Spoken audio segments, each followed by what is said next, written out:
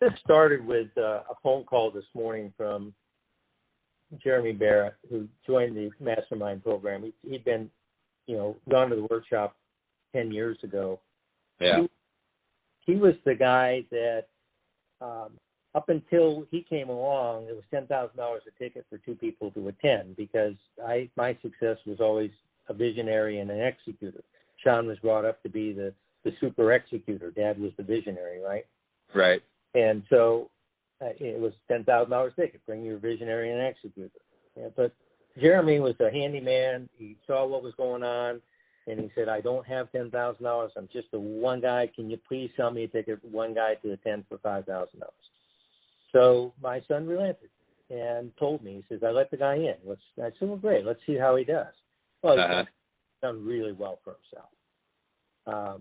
But he stayed a one-man show, and when I said that, I would invite a few people to a mastermind, he joined the mastermind. And this morning I get a phone call from him saying that, for 10 years I did okay, but I always kind of struggled, and it seemed like, I was having to turn in a lot of bids and getting ridiculous responses from the government, and my number was too high, and, I tried this and tried that. He said, but since I've been working with you, just in the last month, I got 4 or 5 contracts, and might even have a 6th here. And he said, what a game changer. I said, yeah. Well, and I told him, I said, it's kind of like the kid, little Eddie getting beat up at school, bullied all the time. And then big old Rusty comes along and sees what's happening. He goes on and tells Eddie, hey, you tell everybody you're my best friend. If they mess with you, I'll take their lights out. Right? Right.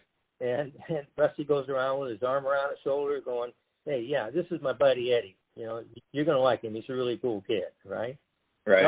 And little Eddie goes from the shy, beat-up little kid to emboldened, empowered, Right. He can go do anything. And I remember back as a kid in grade school that there was this kid in grade school, and his name was Daryl Paddle. And people would bully him, Paddle Daryl. And chase him around, and he became a drug addict, and at 19 years old, he died by suicide. And right. That stuck with me because that was 10 years after being in grade school with a kid, right? Mm-hmm. And my kid started to get bullied in school, and so I really worked hard to train them and teach them, here's how we're going to handle it. When I did see a kid bullying him, I took that kid out with his parents and said, this isn't going to happen, or, we can press charges, right? Right.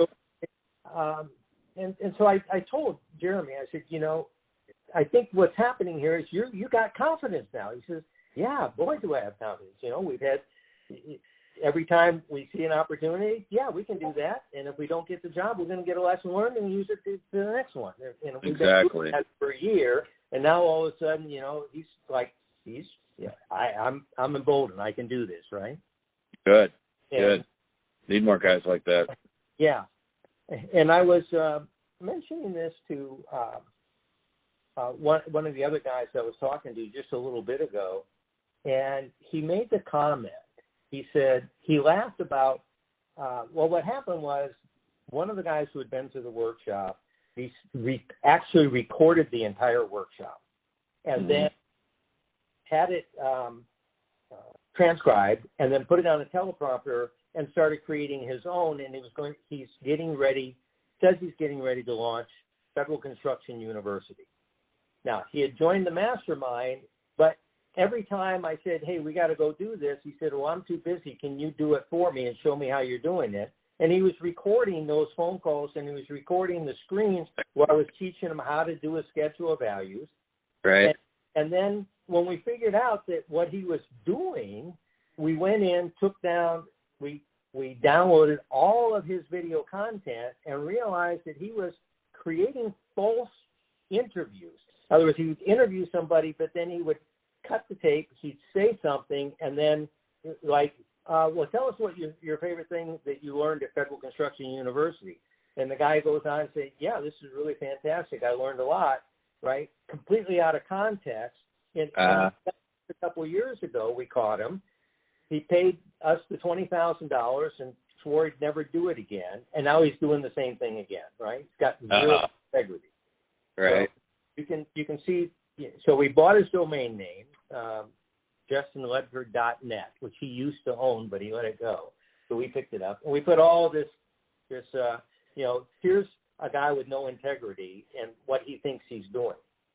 And in this conversation earlier with Kevin Willen, he said to me, he laughed. He says, you can only take somebody as far as you've been. If the guy hasn't been out there doing and knowing how to do it, he can teach your content all in the world. But what happens when somebody runs into a problem and, who are they going to call? Somebody who's never done a federal contract on his own, right? Or somebody that's done 1,000 of them, has already been, through litigation, figured everything out, and it has the answers for every issue, right? So, I can't believe he did that. He's just scammed you guys, huh? Right.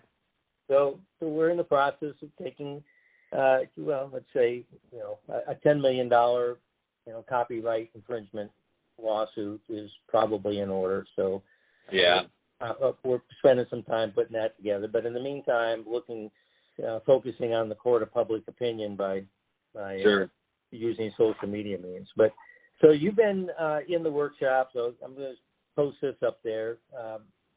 This is Bob Browning. Bob and his partner Andy went through the workshop training, 6-7 years ago? Yeah. Wow, 10 years ago, I think. Yeah, a long time, huh? Yeah. So tell me about the last 10 years, but in particular, just the last, 6 months to a year? They've been really good, actually. It's been, we hit kind of the government kind of took a little slowdown there, and then we just tried to pivot and try to match what we were doing to what the government was doing, and it's worked out really well. And we, to be honest, we couldn't have done it without Doug. Super grateful for what we've learned and what we've done. And I think in part it was when I saw an email or talked to Sean, and he said, hey, these guys have struggled the past year with the pandemic and everything. I said, well, let me give them a call and see if maybe I'll just team them up and grant them a, kind of a partial mastermind and just work with them. And right out of the chute, you guys said, hey, what do you think of this project up at Montgomery Dam? And you had never done one of those before and hadn't done a lot of work on dams. And I said, yeah, that's a perfect one. And then tell me your version of how I set that thing up for success. It was really unique and interesting to watch what you did and how you actually brought people around to the way that we were thinking about doing the project. It's everything from how we're going to hover 80 foot above the water, using the gantry trolley and getting those electrodes up into place, and then being able to actually describe that and explain that to a subcontractor in the way that they're going to understand it and get on board with it and get excited about it. Just down to getting the pricing in order where it needs to be. I learned a heck of a lot, for sure. And how did you get the number to bid? Well, we kind of put our heads together on that one. We, we've done a little bit of dam work, but nothing like this, and a lot of electrical work, but nothing like this. So, you brought the players to the table and negotiated the numbers with a couple of the subs. And, in the end, we put our 2 cents together and we came up with a number. I don't know if you were aware of it, but maybe it was just Andy and I. But I had called the only guy that had showed up at the pre-bid. Yes. And had a conversation with him and set him up to believing that he was going to be the only bidder. Right. Once I was convinced that he was convinced he was going to be the only bidder, then I felt comfortable where I thought his number would be. And then I fed back to Andy. I gave him a bracket. I said, if you're in this area here, I think this is a slam dunk, you'll get the job. were you a part of that conversation? I was on the periphery of that conversation, yes, and I do remember you doing that and explaining how that was done.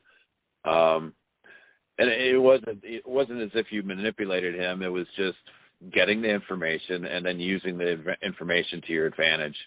You do certainly have a skill in being able to find out what's going on in the background, which, to any business deal is always where that's what you need to know, because if you don't know that, you're just throwing darts at a dartboard.